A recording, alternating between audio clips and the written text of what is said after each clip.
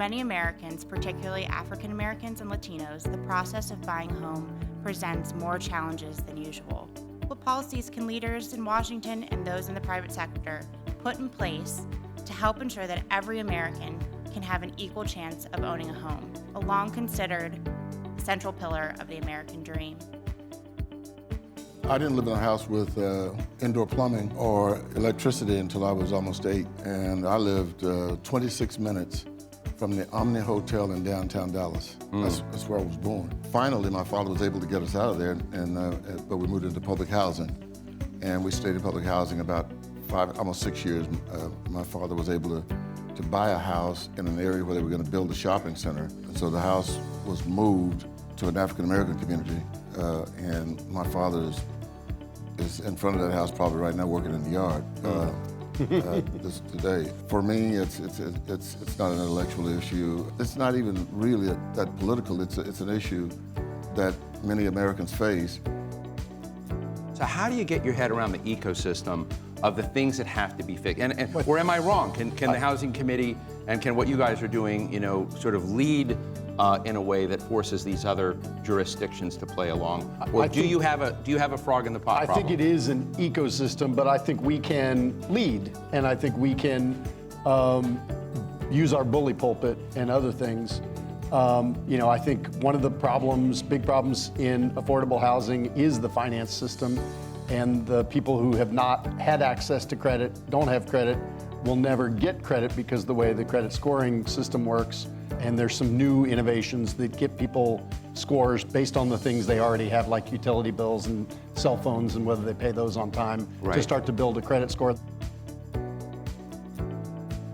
Deregulation has been very important to this administration. You focused on it. How has deregulation at HUD helped minorities get more affordable housing?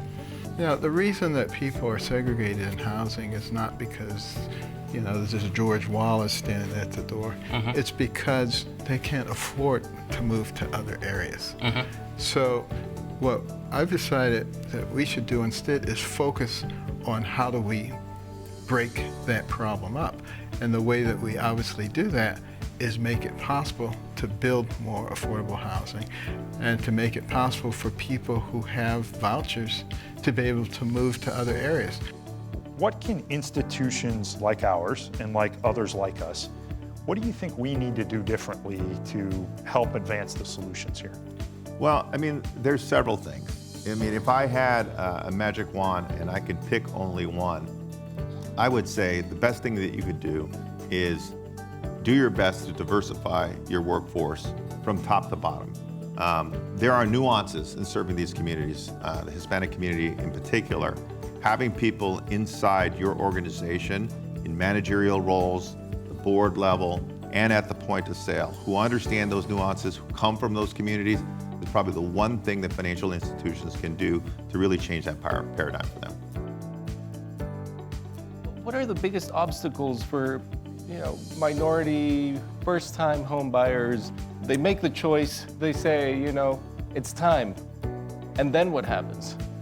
Well, I would say the first barrier is sort of a lack of investment on the federal government's part to invest in Black people, Black and Latino people. Remember that the home ownership boom after the Second World War especially occurred because of federal infusion of cash into potential home buyers.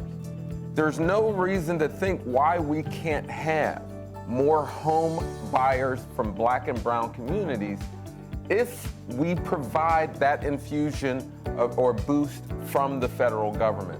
We got to make home ownership a high priority for local, state, and federal elected officials and public policymakers, and reducing the time that it takes to get through the home buying process, particularly for those people who are seeking a FHA or a conventional mortgage. That process can be long, it can be intimidating, and again, if you come from a community that's been historically discriminated against, it can be an overwhelming process. So one of the biggest challenges and obstacles is a lack of information and education for the community, for the Latino and minority communities, to empower them so they can take an informed decision, and they can use all the resources that are available in their area. So if you want to attract businesses and if you want to attract capital, you're going to need to show that you've got the housing that can support thousands of new people moving into a community, and not only just housing, affordable